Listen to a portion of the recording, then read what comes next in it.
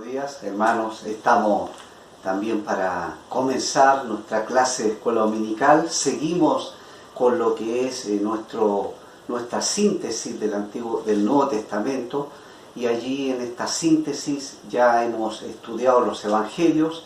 Ahora es la oportunidad para ver lo que es el libro de los Hechos de los Apóstoles, como ven allí en pantalla.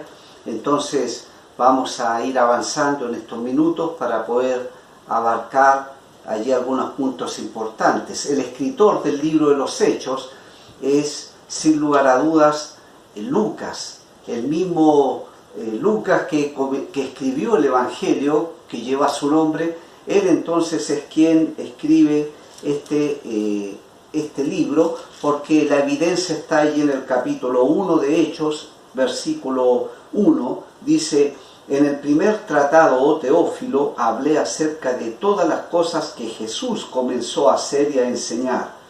Y después, si nos vamos a el Evangelio de Lucas, en el capítulo 1, desde los versículos 1 al 4, también allí vamos a ver que es la misma persona a quien se le dirige este Evangelio. Dice versículos 1 al 4 del Evangelio de Lucas: puesto que ya muchos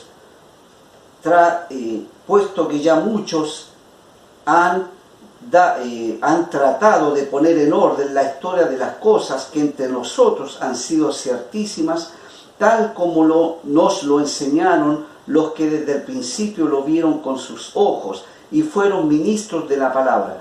Me ha parecido también a mí, después de haber investigado con diligencia todas las cosas desde su origen, escribírtelas por orden, oh excelentísimo Teófilo, para que conozcas bien la verdad de las cosas en las cuales has sido instruido. Así que el mismo Teófilo, entonces, este es el primer escrito dirigido a él, y Hechos 1.1 habla entonces a la misma persona. Así que en un sentido Hechos sería una continuidad de los últimos versículos allí del Evangelio de Lucas.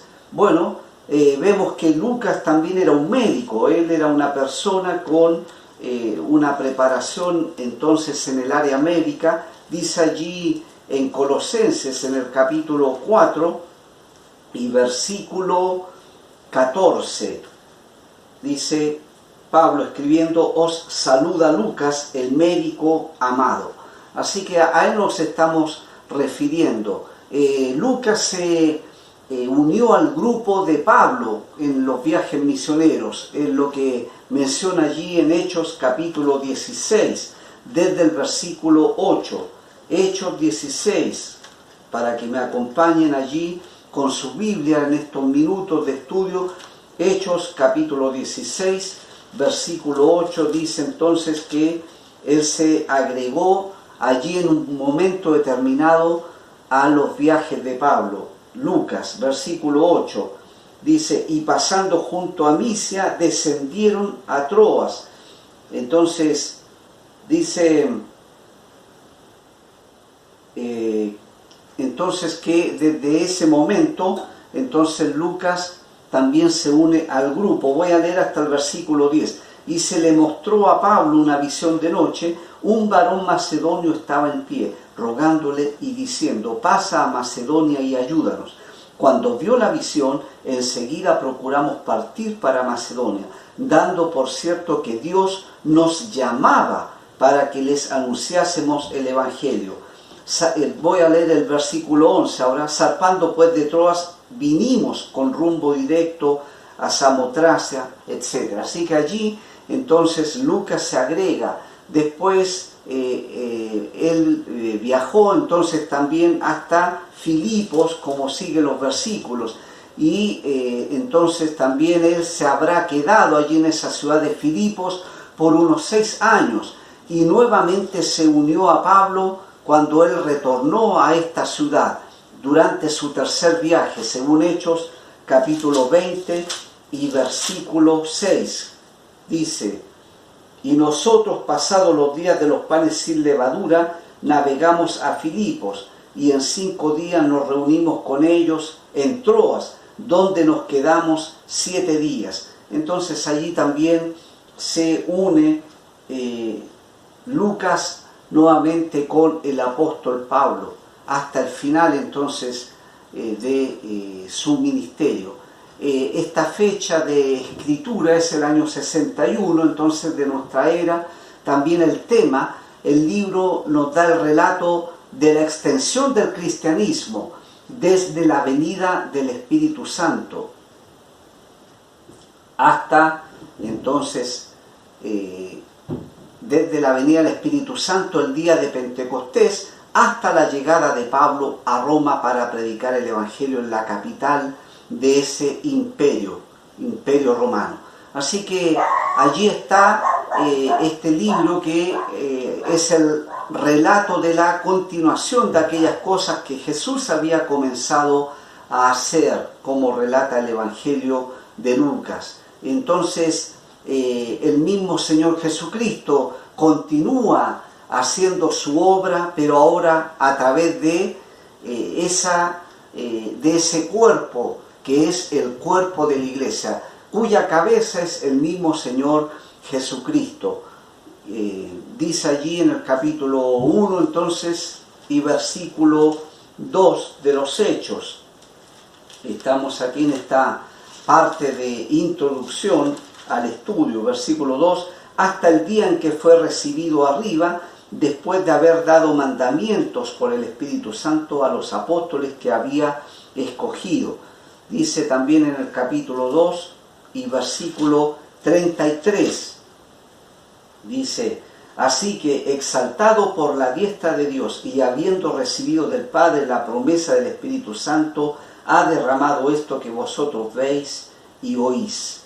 Entonces allí está el Señor como la cabeza de la iglesia y como el que envió el Espíritu Santo allí a la iglesia en Jerusalén. Muy bien, seguimos avanzando. El libro entonces recorre la puesta del lado de Israel y el mensaje del reino que se seguía predicando entonces en los primeros capítulos. Es decir, que Cristo había venido a establecer su reino a la tierra. Pero el Señor en este momento, Él ya no estaba sobre la tierra. Él había ascendido a los cielos. Pero de igual forma estaba todavía la promesa de que ese reino iba a ser establecido y por lo tanto el Señor podía retornar allí a la tierra nuevamente para establecer su reino. Pero acá vemos en este libro una transición de ese mensaje a lo que es el establecimiento de la iglesia y el evangelio de la gracia de Dios. Así que la iglesia aquí tiene su inicio a contar del capítulo 2. Los 30 años que el libro cubre eran años importantes de transición. Entonces, de un mensaje que se predicaba primeramente a los judíos, después poco a poco en la iglesia comenzaron a incorporarse creyentes gentiles. Según iban entrando más y más gentiles, la iglesia se iba haciendo distinta al judaísmo. Al comienzo había allí entonces también como una mezcla de la iglesia con lo que era el judaísmo, algo que costó también erradicar de la iglesia en esos primeros años, porque había creyentes que sostenían que aunque aquellos que habían confiado en Jesucristo como su Salvador, aún siendo gentiles, de igual manera ellos tenían que cumplir con las leyes de Israel y debían circuncidarse. Entonces, en el mismo libro de los Hechos se va a tratar ese tema. Las doctrinas que más tarde fueron desarrolladas en las epístolas aparecen también en forma de semilla en este libro de los Hechos. Por ejemplo, la doctrina del Espíritu Santo, del reino, respecto a los ancianos o los líderes de la iglesia, después la salvación de los gentiles o de la gentilidad. Con todo el libro enfatiza la práctica de la doctrina, pero no hace una definición de lo que son estas doctrinas, sino que ellos practicaran las doctrinas. Menos Hechos nos suministra principios para la obra misionera. Aquí están las bases de lo que es la obra misionera a través del ejemplo de Pablo. y también en los 12 primeros capítulos las figuras que sobresalen son Pedro, Esteban, Felipe, Bernabé y Jacobo, que eran también allí líderes en la iglesia en Jerusalén. Pero desde el capítulo 13 hasta el final la persona más relevante es Pablo, ¿ya? Y de hecho la iglesia en Jerusalén ya no aparece tanto, sino que comienza a aparecer la iglesia en Antioquía como el centro de operaciones allí de los viajes misioneros de Pablo. Dividiremos el libro de acuerdo con la división geográfica mencionada en el capítulo 1 y versículo 8, cuando dice: pero recibiréis poder cuando haya venido sobre vosotros el Espíritu Santo, y me seréis testigos en Jerusalén, en Judea, en Samaria y hasta lo último de la tierra. Muy bien, tenemos el bosquejo de este libro de los Hechos. Hay tres divisiones principales. La primera es el cristianismo en Jerusalén, desde el capítulo 1 hasta el 8 y versículo 3. Y allí entonces hay también subtemas o de qué tratan cada una de estas secciones desde el capítulo 1 al 8, que las vamos a ver también en estos estudios. Tenemos entonces allí hasta el capítulo 8, desde la letra A a la letra G, que lo vamos a ir viendo uno por uno. Después la segunda división, el cristianismo en Judea y Samaria, desde el capítulo 8, versículo 4, hasta el capítulo 12 y versículo 25. Allí también hay cuatro divisiones en cuanto a estos capítulos. Y en tercer lugar, el cristianismo hasta lo último de la tierra. Allí entonces tenemos los viajes misioneros de Pablo, principalmente primer, segundo y tercer viaje misionero, y finalmente cuando él viaja hasta la ciudad de Roma, y allí termina el libro de los Hechos. Así que todo esto lo vamos a ir viendo, y allí está como Hechos 1:8, habla de ser que los creyentes serían testigos en Jerusalén, la segunda parte de los Hechos en Judea y Samaria, y la tercera parte del libro del bosquejo hasta lo último de la tierra. Bueno, tenemos la primera sección entonces en estos minutos, el cristianismo en Jerusalén. Entonces el Señor resucitado en este capítulo 1 hasta el versículo 26. ¿Ya? Este apunte también igual lo van a tener ustedes allí en el WhatsApp para que lo puedan estar también estudiando.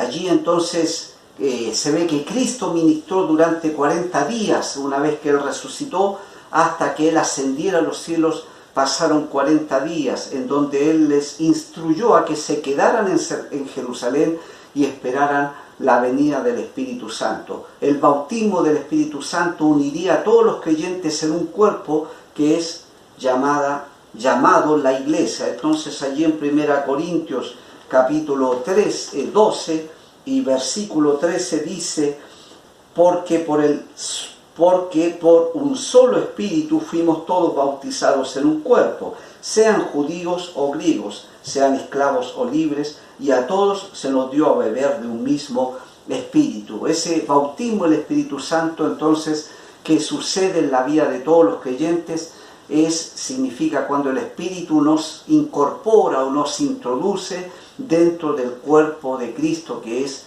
la Iglesia. Después el Espíritu daría a los creyentes poder para testificar a los que están perdidos, como dice Hechos 1:8. El Espíritu Santo nos da poder para dar testimonio del Evangelio de Jesucristo a este mundo perdido. El Espíritu capacitaría a los creyentes para hablar en lenguas o idiomas como una señal para el pueblo judío.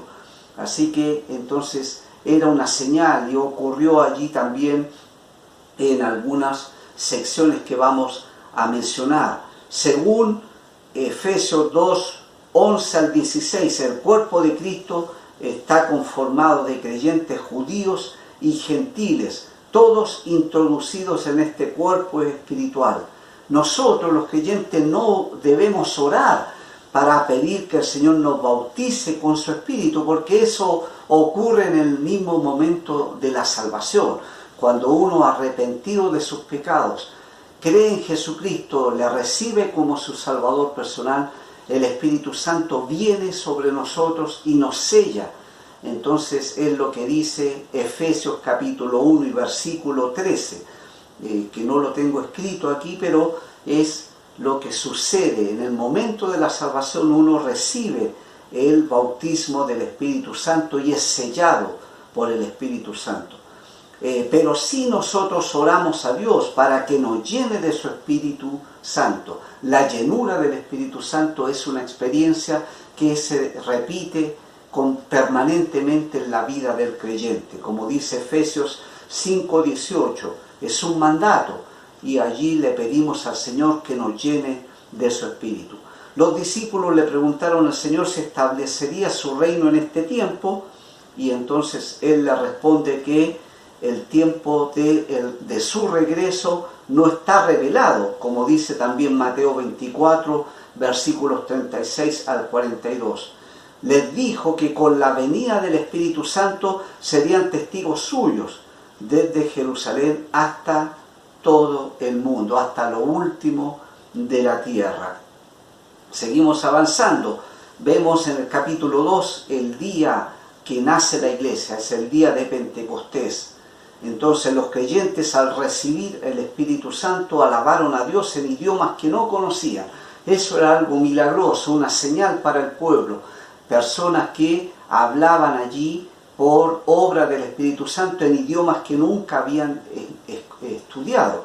Dice en el capítulo 10 y versículo 46, que los podemos leer estos versículos, porque si bien aquí en el capítulo 2 los creyentes hablaron en lenguas como una señal de que ellos habían recibido, o evidencia de que ellos habían recibido el Espíritu Santo, esa misma evidencia era necesaria allí en el capítulo 10, cuando Pedro está hablándole allí a la familia de Cornelio, y ellos escucharon el Evangelio. Dice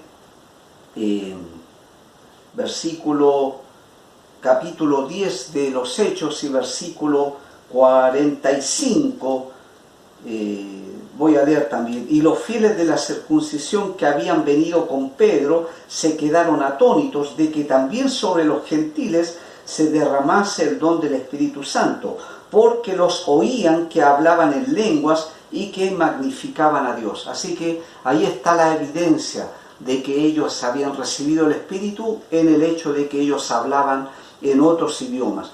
Y en el capítulo 19, versículo 6, también dice allí, capítulo 19 y versículo 6, dice lo siguiente: y habiéndoles impuesto Pablo las manos, vino sobre ellos el Espíritu Santo y hablaban en lenguas y profetizaban. Así que también allí era un grupo de creyentes de Éfeso con los que Pablo habló, y ellos no habían recibido el Espíritu Santo. Entonces le impuso las manos y ellos comenzaron a hablar en lenguas y a profetizar, como entonces una comprobación de que ellos habían recibido el Espíritu Santo. Pedro predica un sermón que es creído por una multitud de unas 3.000 personas, también se ve allí, y que fueron agregadas a la iglesia. La iglesia manifestaba una gran unidad y permanecían, dice los textos, cada día en el templo allí en Jerusalén. Se congregaban todos los días, se reunían ellos. Letra C, capítulo 3, la curación de un hombre cojo de nacimiento. Este es un milagro en el que Pedro y Juan, mientras asistían al templo a la hora de la oración, ellos estaban también allí encontrándose con este hombre que les pide una limosna. Y entonces vemos que Pedro le responde: no tengo plata ni oro, pero lo que tengo te doy, en el nombre de Jesucristo de Nazaret, levántate y anda. Así que Pedro lo sana invocando el nombre de Jesucristo de Nazaret. Pedro entonces predica, porque allí se reúne una multitud, al ver este milagro, que estaba este hombre cojo de nacimiento en pie junto a estos dos apóstoles. Y allí Pedro aprovecha la oportunidad de predicar su segundo sermón, y él presenta a Jesús como el que había obrado el milagro, y también ofrece el reino de Cristo a la nación. Así que Pedro habla de la bendición que vendría sobre la nación si se arrepentían y se convertían a Dios. El cielo, dice allí estos versículos del capítulo 3 que voy a leer, el cielo todavía mantendría a Jesús hasta que Israel se arrepintiera y vinieran los tiempos de restauración. Allí tenemos entonces en este capítulo 3 estas palabras. Dice, versículo 19, así que arrepentíos y convertíos para que sean borrados vuestros pecados, para que vengan de la presencia del Señor tiempos de refrigerio. Y Él envía a Jesucristo, que os fue antes anunciado. Versículo 21, a quien de cierto es necesario que el cielo reciba hasta los tiempos de la restauración de todas las cosas, de que habló Dios por boca de sus santos profetas, que han sido desde tiempo antiguo. Así que allí está este mensaje y la promesa que sigue latente para Israel, que el Señor va a retornar a establecer su reino sobre la tierra. Muy bien, seguimos allí avanzando entonces. Tenemos letra D, el comienzo de la persecución en el capítulo 4. Vemos que Pedro y Juan son llevados a la cárcel por parte de los líderes religiosos allí en Jerusalén, porque Pedro terminó de predicar y allí entonces estaban también estos líderes religiosos que estaban allí entonces muy molestos por lo que estaba sucediendo en la ciudad, porque los apóstoles seguían predicando del nombre de Jesucristo. Y francamente estos líderes religiosos habían instigado al pueblo para que Jesucristo tuviera que ser muerto allí en la cruz y fuera crucificado allí. Entonces fue por acción de los líderes religiosos en Israel, allí en Jerusalén. Así que ellos son llevados a la cárcel y son amenazados también para que no hablen a nadie en el nombre de Jesús. Pero ellos respondieron que no podían desobedecer a Dios ni dejar de decir lo que habían visto y oído. Eso lo vemos allí entonces en el capítulo 4, versículos 16 al 22. Después de amenazarles, los soltaron. Bueno, la iglesia en Jerusalén, en ese capítulo se ve que disfrutaba de una unidad maravillosa y compartían sus bienes con los que tenían necesidad. Más tarde vemos que capítulo 11, 27 al 30, los creyentes de Antioquía también fueron de las iglesias que enviaron ayuda a la iglesia en Jerusalén. Así que había mucha necesidad en Jerusalén y otras iglesias también desde Europa, allí en Macedonia, también ellos enviaron ofrendas para los creyentes en Jerusalén. Bueno, letra E, disciplina dentro y persecución afuera. La disciplina dentro porque había un matrimonio que ellos habían vendido una heredad y habían llevado el dinero a los apóstoles. Entonces ellos decían que habían vendido la totalidad del dinero que llevaron allí delante de los apóstoles. Allí esto lo menciona el capítulo 5, delante de Pedro, pero habían tomado parte de ese dinero, entonces realmente no estaban diciendo la verdad, ¿ya? Entonces ellos estaban mintiendo, y por esa mentira ellos fueron muertos por el juicio de Dios, porque ellos habían mentido al Espíritu del Señor. Es lo que le dijo Pedro, capítulo 5, versículo 3. Y dijo Pedro, Ananías, ¿por qué llenó Satanás tu corazón para que mintieses al Espíritu Santo y sustrajeses del precio de la heredad? Así que allí está el juicio o la disciplina de Dios dentro de la iglesia. Pasó lo mismo con su esposa, ese mismo día también ella sostuvo esa mentira y también ella murió. Fue parte de la disciplina de Dios dentro de la iglesia. Y después dice, muchos eran sanados por los apóstoles, el sumo sacerdote y algunos saduceos que estaban llenos de celo encarcelaron a los apóstoles, pero un ángel del Señor los liberó de noche, y a la siguiente mañana ellos estaban nuevamente, los apóstoles, predicando allí en el templo.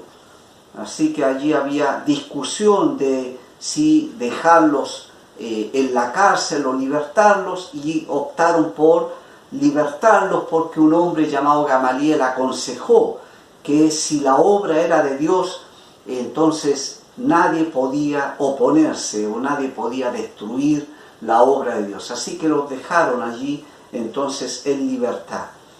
Seguimos, entonces, versículo o capítulo 6 habla de la elección de 7 varones allí que tenían que ser de buen testimonio, llenos del Espíritu Santo y de sabiduría. Y los apóstoles de esa forma iban a seguir dedicados a la oración y a la predicación de la palabra de Dios. Entonces estos 7 varones que eran, o se les conoce también como los primeros diáconos que se eligieron en la iglesia, ellos estaban para hacer servicio allí dentro de la iglesia, atender a las necesidades de alimentación de las viudas y otros trabajos similares. Pero eso no impedía que estos 7 varones también eran hombres que Dios usó predicando el Evangelio, predicando la palabra de Dios. Y allí, a partir del capítulo 6, versículo 8, hasta el capítulo 8 y versículo 3, vemos a Esteban que predica allí y hace todo un recorrido por la historia de Israel. Entonces, él allí habla de la historia de Israel. Era un hombre que era lleno de gracia y de poder, y que también hacía prodigios y milagros. También allí el Señor les utilizaba como a los apóstoles para hacer ciertos milagros y señales de sanidad, por ejemplo, en medio del pueblo. Él fue acusado por sobornos allí por los sacerdotes y ancianos de Jerusalén, diciendo que Esteban había blasfemado contra Moisés, contra Dios, contra el templo y contra la ley. Así que él predicó allí este mensaje y les acusó de ser duros de corazón y de resistir siempre al Espíritu Santo. Así que ellos se enfurecieron en gran manera, y entonces dice que lo echaron fuera de la ciudad y lo apedrearon. Así que ahí está el primer mártir de la iglesia cristiana, Esteban, que murió por causa de su fe en Jesucristo. Saulo fue testigo de la muerte de Esteban y era un perseguidor de la iglesia en ese momento. Debido a la gran persecución que hubo sobre la iglesia en Jerusalén, todos fueron esparcidos por Judea y Samaria. Termino leyendo allí el capítulo 8, entonces, que hace referencia a esto. Dice, capítulo 8, versículos 1 al 3, y Saulo consentía en su muerte. En aquel día hubo una gran persecución contra la iglesia que estaba en Jerusalén, y todos fueron esparcidos por las tierras de Judea y de Samaria, salvo los apóstoles, y hombres piadosos llevaron a enterrar a Esteban e hicieron gran llanto sobre él. Y Saulo asolaba la iglesia, y entrando casa por casa arrastraba a hombres y a mujeres y los entregaba en la cárcel. Así que, hermanos, allí tenemos entonces lo que sucedió en esta primera división del libro de los Hechos. La próxima semana tomaremos la segunda y tercera división del libro de los Hechos. Oremos al Señor. Gracias por tu palabra, Señor. Gracias por el ejemplo de los apóstoles, siendo fieles a la predicación, aun cuando había gente que se oponía. Gracias también por aprender del ejemplo de ellos y de la iglesia, que nosotros también como iglesia podamos practicar ese amor, esa unidad, y también compartir aún para aquellos que padecen necesidad en estos tiempos que estamos viviendo. Te lo pedimos en el nombre de Jesús. Amén.